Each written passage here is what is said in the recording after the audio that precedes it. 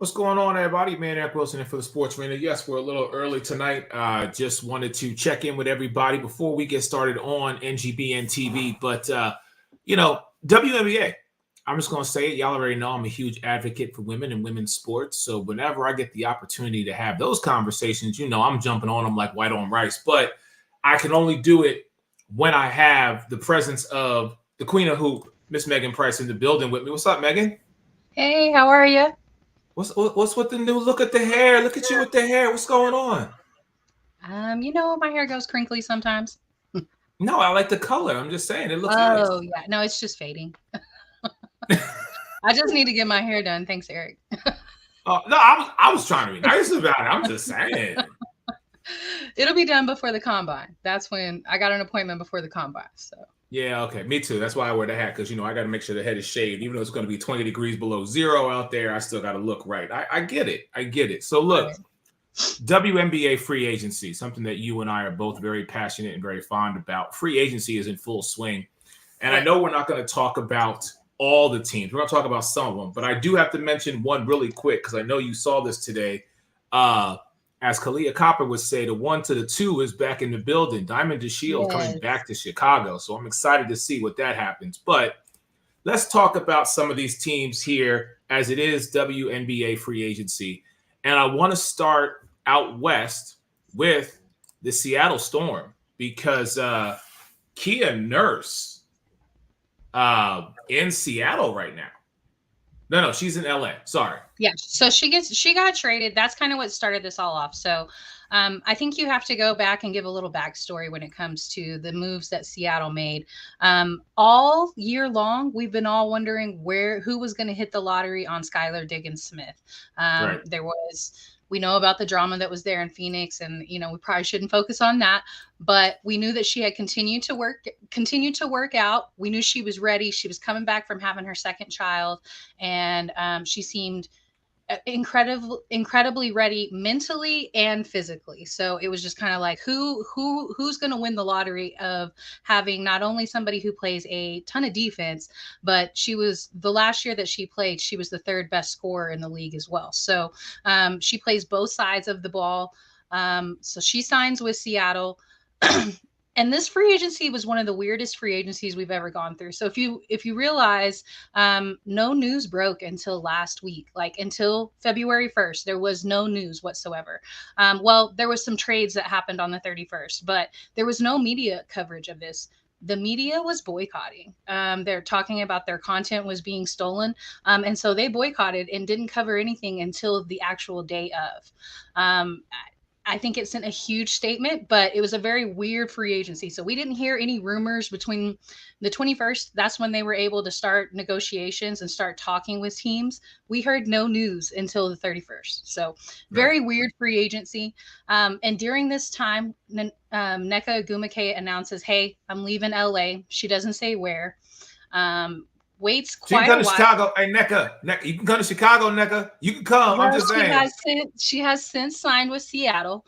And it was looking like we kind of knew that was going to happen. So over the last few days, she was in New York. She took in a game while she was in New York City, went to the NBA game. We saw her hanging out with Breanna Stewart. It was looking like she might go join a super team. And I'm going to tell you right now, if she had joined New York, I was going to be the biggest hater around. They don't need her. They don't need her. Yes, they do. Did they beat the Aces? Did they beat the Aces? Did they beat the Aces? Yes or no? They beat them 4 times in August. But did they win the chip? That's the question. No, Megan. They did not win the chip. But, so here's the thing. It's a small league.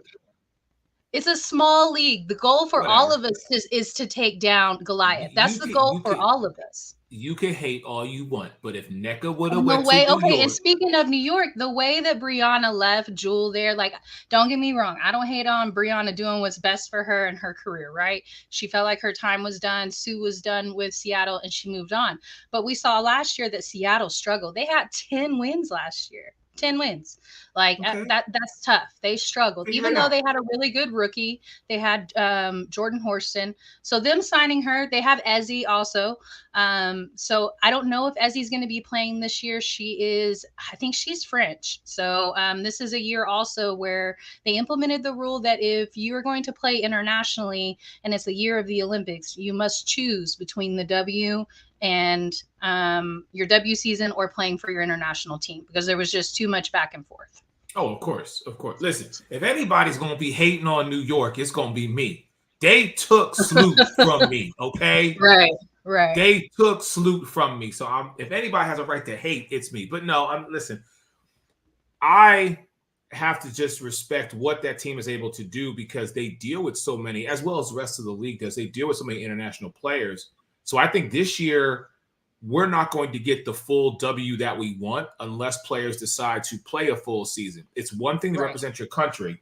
It's another thing to go after that Commissioner's Cup and that $500,000 Right. and then also going after a title. But it's one of those where I am personally like, I'm very curious to see as the rest of free agency involves what happens with regard to Seattle, though. If this is the new look Seattle, they're going to get more than 10 wins. Let's just put it like that. All right. Right. So, all right, let me get Mike in here really quick because he's in the back chomping to say something. Mike, what's going on, brother? How are you? What up, man? Hey, I'm good. Megan, I just think it's funny how you sound like bitter Eric. You would hate New York if you would. Come on, man. I would. No, I'm hating. They're already a super team. Leave it alone. They got enough. They just need a little time. Okay, look, they have just as many superstars as I gotta Vegas. agree with They just Eric. Not complete though until you get the chip, Megan. Come on, you know that. They have not played together the same amount of years that Vegas has played together. The core four has been together for 4 seasons already.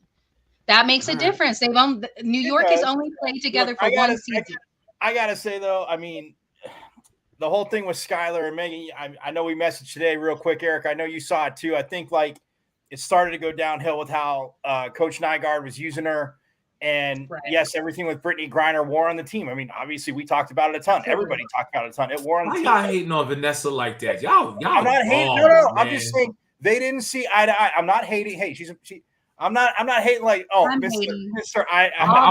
Megan, hey, when I run into her, I'm gonna tell her too. I'm not hating on the coach. I'm gonna tell her to call 806 Sports and tell her. I'm just give her my card. I have it. It has the logo and everything. All right. I will. Look, I'm just saying that if Skylar, look, they weren't seeing eye to eye. Obviously, Brittany not being there was tough. I mean, were her and Taurasi kind of button heads? I really don't think so, because even when it first started, and we even talked about it on the show, when it kind of first started, like Skylar and was still kind of, they were balling out. They were fine. Now, last year with having the kid, it was gone, and it seemed like even after she got fired, everybody here, was secretly kind of like whispering, like maybe she'll come back now. Nikki Blue had like interim head coach, but look, man, like I said to Megan in the chat, like that's a 6 signing for Seattle, and Nneka being at the Brooklyn Nets game. I mean, I saw that too, but I think when you sign Skylar and you know how she plays, and I think obviously it goes very well. They got to get in the court and play together. Like Megan just said, I mean, they've been together 4 years. Like New York's been together 4 years, but still, you got to get on the court and play together. But that being said, like Skylar's game and Nneka's game, I think is very complementary. So yeah, Eric, I'm with you. I think we can place our pizza money bet on that. They have more than 10 wins this year. But I just want to wrap by saying that Olympic thing is such crap because how hard is it? It's a new rule. It's a new rule. I know, but I know they changed up for a little bit. The NHL did. I know we don't talk a ton of hockey, but why don't you just treat it like hockey? During Olympic years, they took that. It was a 2-week break. It's just 2 weeks, man. So just take a break. Oh my God. Oh no. God forbid the WNBA season extends just a teeny bit into the beginning of the NBA season, which, Eric, what do we always say? Most people that casually watch don't think it starts till Christmas anyway. Right. Yeah. Right. So I mean, that to me, you can take a page from hockey. It's not hard. Everybody has ideas and thinks theirs are the best. Eric, you know me. I'm all about logic. Eric, you and I have talked about this for years. It's logical. Like, it's an Olympic. It's representing your damn country. Like, are you kidding me? And at that, I think that the W has been been more integrated with international players longer than the NBA because women always played overseas. So Well, no, it 100%. always, But I'm just saying, take that 2-week break. No, I don't disagree with yeah, no, anything you I said agree. there. I agree. Hockey had the blueprint, then hockey decided to change. And I mean, I was so happy real quick when Alex, it'll take somebody like an Alex Ovechkin, because I don't know if you guys saw when he stood up, he's like, how can you ever like turn down playing for your country? I mean, I go back to my favorite quote ever about the Olympics, and Eric, I've said this to you a million times, was John Candy in Cool Runnings. The single greatest honor for an athlete. Great. You play a sport, you win a championship, great. But to represent your country, I don't even care if you medal. To work that hard to represent your country, the Olympics still mean that. For people that don't watch it or say, oh, the Olympics and who's cheating, who's doping up, they all get thrown out. The cynics that they've obviously never watched like an opening and closing ceremony or somebody even winning a bronze medal, like bawling their eyes out because of just the pride. So listen, it's a very high honor. It is something that the world stops and pays attention to. It's not just a particular country. It's the world. The world stops for that period of time to see who are the world athletes. So I get it. I understand the ruling because I think it takes away from the product that is the WNBA. And speaking of that product, I want to go to the next thing that we're going to talk about here tonight, which is the Atlanta Dream. And this is a young team. This is a team that I just really am very curious to see what kind of noise they make with the addition of Alicia Gray. Now that Cheyenne Parker is kind of back and definitely in the mix, you've got Tina Charles. Oh, and you got Ryan Howard. So, I mean, depending on what they do in the draft this coming up season, the Atlanta Dream might be a dark horse team, I think, in some people's eyes. I mean, granted, I get it. 8 of the top 12 get into the postseason, so you can't really call them a dark horse. But I think they're going to make some noise this year. So, Megan, let me ask you, what are your thoughts on the Dream? So also the Sparks traded Jordan Canada and the Las Vegas 2024 first round pick, which was a part of the deal for De'Erica, to ATL for Ari McDonald and Where ATL. did Jordan Canada play college ball, Megan? You said what? Where did Jordan Canada play her college ball? Here he goes. UCLA. Just wanted to throw that out there. Okay. I thought you were talking about anytime he gets to talk Pac-12. That's what Mike does. I'm sorry, mate. No, go ahead. I love that. For another Pac-12 player, Ari McDonald, and their first round pick, so which is the number 8 pick. That was Atlanta's first round pick. So both players traded, and then their picks were swapped as well. Obviously, Las Vegas pick isn't going to be as high as ATL's pick, so I think that does a lot for them as well. I think the biggest area that needs to be worked on for ATL is their coach. Tanisha's cool. She did great that first season, and then she struggled last season. So I think there's some things going on. We saw her get into a verbal altercation with a player. I think she needs to mature up a little bit in that situation.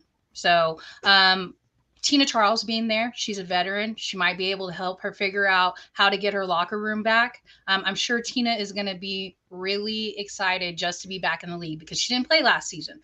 So, when everything happened with BG, she was a part of that team there in Phoenix. Diamond DeShields was there as well. It was what we thought was going to be another super team, was going to be an answer for Vegas. And it just ended up not working out that way because of everything that happened with BG. Tina Charles ended up going to Seattle midseason.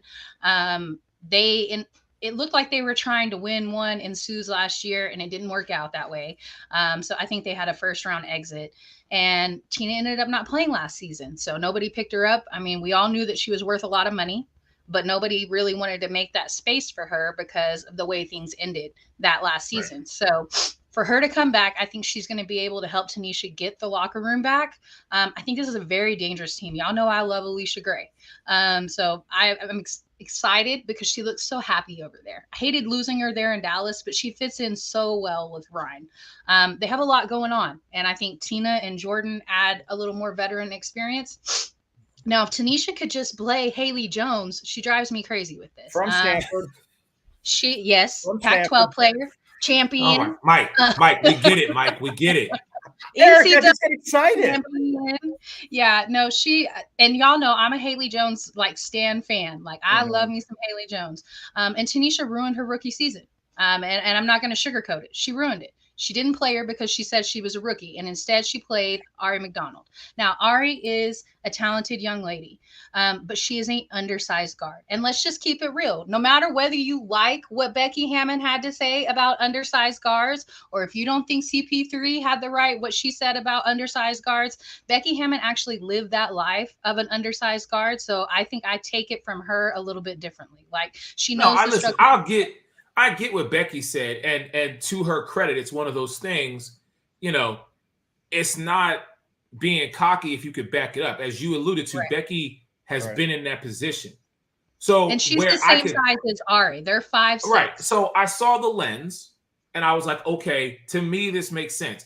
CP3 saying it though, and I always got love for her. I'm just like, really? Is that really necessary? No, it didn't sound right coming from CP3, and I'm gonna be real. But Becky, she lived it, and so you have to kind of take that. She never won. She never won a championship because she was a coach. So she lived that life of an undersized guard. It is an uphill battle. It is an uphill battle. Not everybody is Steph Curry. No, and I will say this too, and Eric, okay, all kidding aside, Ari McDonald literally took where I was at yesterday, and like I talked to you earlier, it was tough, but I took a shower. I get it, Mike. You were down. You had to take 4 showers when you got home. I got Amen. it. Yes, you know what I'm talking about. But that being said, like watching her career down in Tucson, like look, Adia Barnes did a hell of a job at when you watch their games, like running that screen game with her, especially like her junior and senior season. And I mean that her senior year, it was a Stanford Arizona championship game, but like when you look at it, you can have success. And yes, even with the longer players on the wing, but if you put an undersized guard, and that's why when Becky Hammon was saying it, like you can still win because guess what?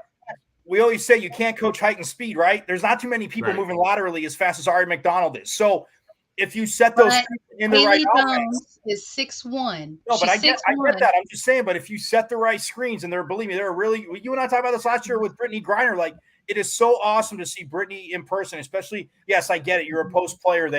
Post players learn how to set screens, but she can hand the ball off and not set a moving screen, unlike NBA players who never get called for moving screens, but we're not going to talk about that. But Ari McDonald, you set the right screens, you run that offense. I think that's what Becky Hammon was getting to. And I knew she could play in the league even at 5'6", but it's got to be, I guess, to expand on what Becky said, in that right offense, guys. Listen, all I'm saying is, I have Crystal Dangerfield on, and my exception, like I know, is Dana Evans. That's my exception to the rule, okay? Because Dana Evans can play. Dana is special. Dana is special. That's all I'm saying. Dana Evans is special. All right, let's move to our last team here tonight. And thank you, Mike. Thank you, Megan, for joining me. So the only Dallas team that I like, Queen of Hoop, is your team, the Wings. Yeah. I do like them because, listen, when you see Arike, give her a hug for me. Tell her I miss her because I need to see her because that young woman right there, let me just say this. Arike just is head and shoulders. When you talk about, in my opinion, again, this is mine. This ain't Megan's, this ain't Mike, ain't nobody else's. When I watch Arike play, like she gets me excited when she has the ball in her hand because God only knows what she's fitting to do. And it doesn't matter who she's up against. She gonna let you know, no matter whether she's in Dallas or she's somewhere else, she taking control of that court. So I'm excited to see what Dallas does this year. I will say I hope the coaching staff can put it together this year because 3 years ago, Dallas was that team on the come up under Vicki Johnson. And it just seems like since she was gone, things have kind of started to slide a little bit. Now, I grant it's 144 women. It's the best of the best. You could make Kathy Engelbert 2 more teams, please. We need this. But I'm just saying, there are just certain players who, like, when they're on the court, you have to stand up and watch and applaud what they do. And in my opinion, Arike is one of them. Absolutely. Love watching Arike play. Now, we did actually move forward last year. We won a playoff series, and that's something that we haven't done since we came to Dallas or Tulsa. So we're the former Shock. The last time we won anything really was when we were in Detroit, and we won 3 championships there with Bill Lambier. So, for us to win a championship or for us to win a playoff series, like I felt like that was big for us. That was a hump that we were trying to get past. But then we ended up running up against Las Vegas the next round. And what can you say? It's Las Vegas. Now, the way that we got beat, this was something that Satu talked about. I don't know if y'all had a chance to see her video, but she got to be on SportsCenter earlier this week. I think it was her first interview on SportsCenter, actually. And she sat down and talked for like 4 minutes. So it's a really good video. And her wording in this was very intentional. It felt like they were not only her, but Kalani's interview as well, because we'll get to Kalani after Satu. It seems like everybody's buying in to what LT is building. I don't feel like it's all necessarily about Greg, even though, he's president. It is what it is. He's very, very involved. We know this. But it seems like they're way more buying in. I think she has the locker room. And for her to be able to re-sign Satu. So Satu signed for a 1-year deal. And she's our reigning MIP. She is averaging 18.6 points per game, 8.1 rebounds, 4.4 assists, and 1.8 steals in this past season. So we're dominating. Yeah. So just like she did at Oregon. Just like she did at Oregon. Right. Now, so her rookie season, she was injured, and it just kind of took some time for her to get right. But she came back. She played amazing last season. Signing her, we only signed her to a 1-year deal. So that's a little curious because in the conversation, she talked about championships, and that's what she's after. Now that she says she cites that as the reason that she re-signs with Dallas. So to me, that says that she's definitely buying in. And then she talked about the way that we lost to Vegas. She said it was humiliating to be swept, and to coin the phrase or term it unfinished business. To me, it sounded very serious. And I don't want to sit there and like take on too much, but Vegas, watch out. I mean, Vegas needs to know no matter where they play, no matter who they play. I don't care if it's Indiana, Minnesota. I don't care if it's New York, Chicago, Atlanta. It doesn't matter. Everybody's throwing their best up against the Las Vegas Aces because you're back-to-back champions. So, it's one of those things. To be the woman, you got to beat the woman. That's exactly what it is. Let's call it what it is. But in this day and age, what we know is New York has the presence to do it because we've seen them do it. I think Dallas has that chip on their shoulder to do it.